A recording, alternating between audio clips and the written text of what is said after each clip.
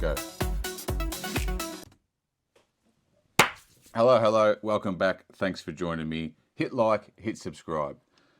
We're back in Ableton. I've been doing heaps of mixing stuff lately, which has been great because it keeps me to keep pushing, keep experimenting, keep learning, which then brings me here with more ideas to share, which has been great. So I do use send and return channels when I'm mixing my own stuff and stuff for clients, but I never did too much of it. I never had heaps of them set up and preset templates and preset chains. But lately that I've been doing it more consistently, I've been getting more into it because personally, I would always affect the bus directly and then just do a little bit in the send and returns with the parallel stuff. But that has been changing tides lately and I like it.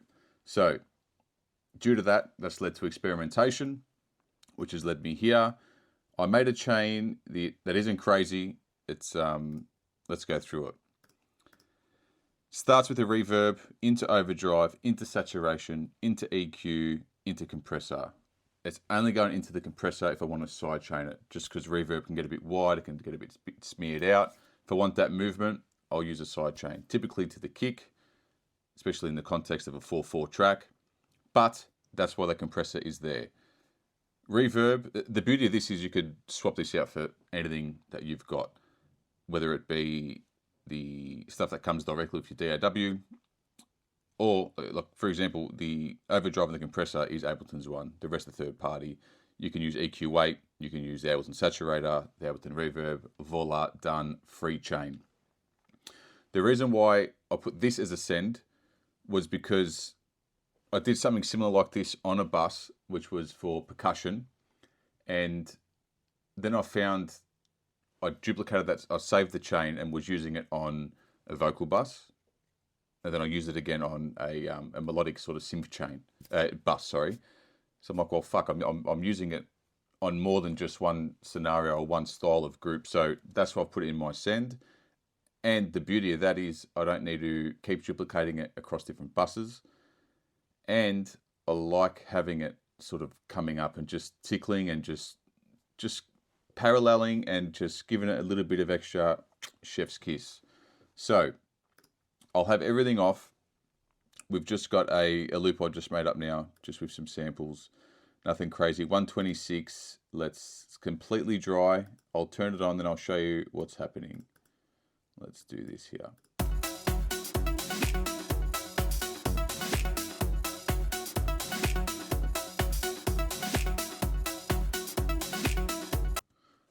There you go. Live with that. I'll put it on the hats. I'll put it on this little sweep here, and I'll put it on this melody, and I'll break it down for you.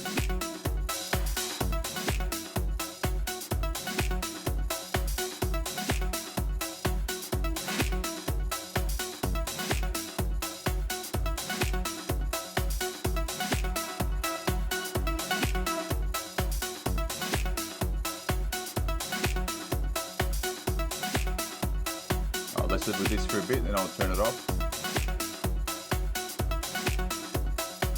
And off.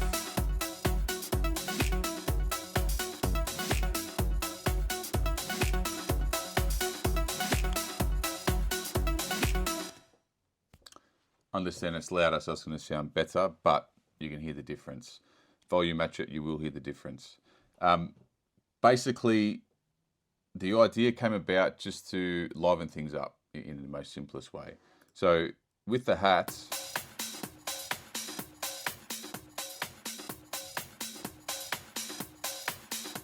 saturation is doing a bit there, which is nice. I love the Verb Suite Reverb by Slate. I've done a video on it, check it out. Heaps of presets, modded off heaps of different old analog gears, emulations, but I'm using that. I'm going into overdrive, more on the higher end. The saturation, same here.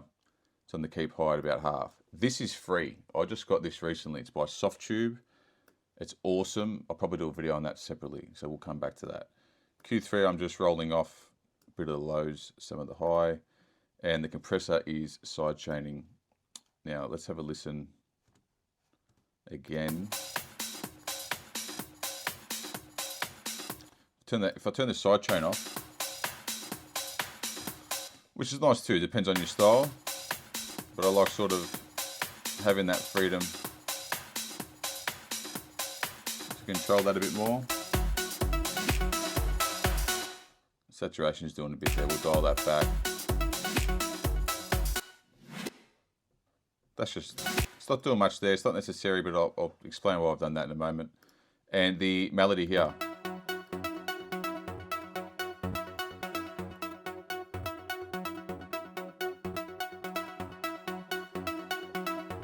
I like that. And that, the EQ decision from Q3 just tidies it up a little bit. Now, in the context of something like this, sorry, wrong one, but I'll get to that one. This here, for more shorter effects, I duplicated the same chain here as a send, but swapped the reverb out for delay because it sort of stops abruptly. I like having that tail. I didn't want reverb to be the tail in this case. It's going to be delay.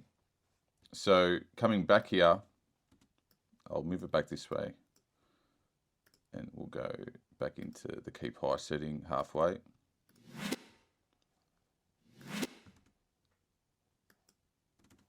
Here we go. Obviously they can control the dry wet and the amount of delay.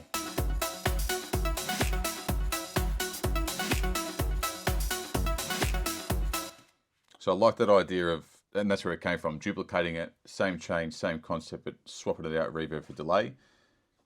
And that's exactly why I've had it as a send, because I found, even in this case, it's not a full mix, but I did use it on percussion, which was in a bus. Then I had it on a vocal group that I was using on melodic stuff.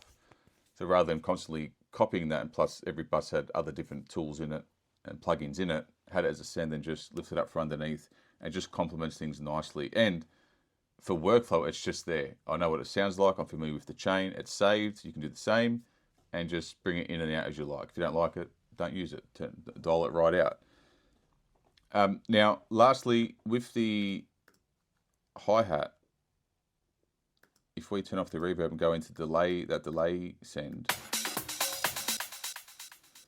it can be useful too. The beauty of this is with the delay filter, the overdrive filter, saturation, whatever you're using, we'll go to the keep low setting here.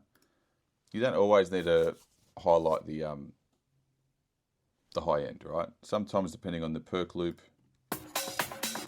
I like having that, the room in there, not just bloody cut all the way up right to the high end. I don't like that.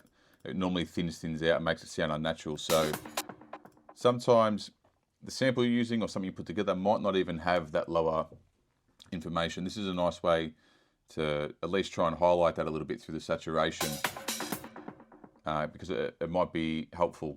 It might bring some more energy to the track, just having that sort of mid-range hanging around. So by manipulating that chain with the filters of delay and the overdrive, getting into the lower mids and the mid-range, same for saturation, you can then even obviously bring more of this in and highlight, you know, as per taste. It might be useful depending on the sample and the context of the track, but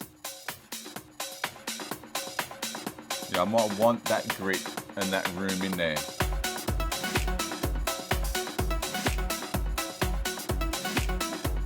And then if so, obviously you can tweak to taste.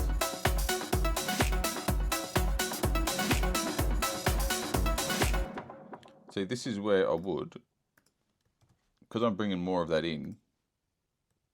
Oh, the compressor's there, beautiful. And really sharpen that up.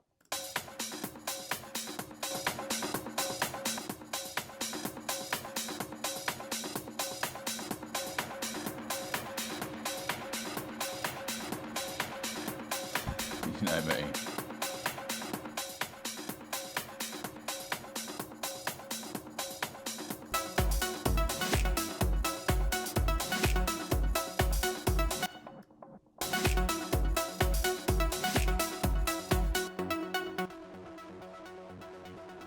So that's nice there as well.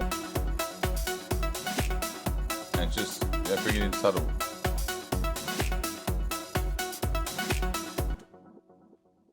So yes, I wanted to show you that. I've been enjoying it. It's sort of a Swiss Army knife. It's not just being used in for one category of sound or frequency. I have been using it everywhere. Hence, it's why it's in my send down the bottom.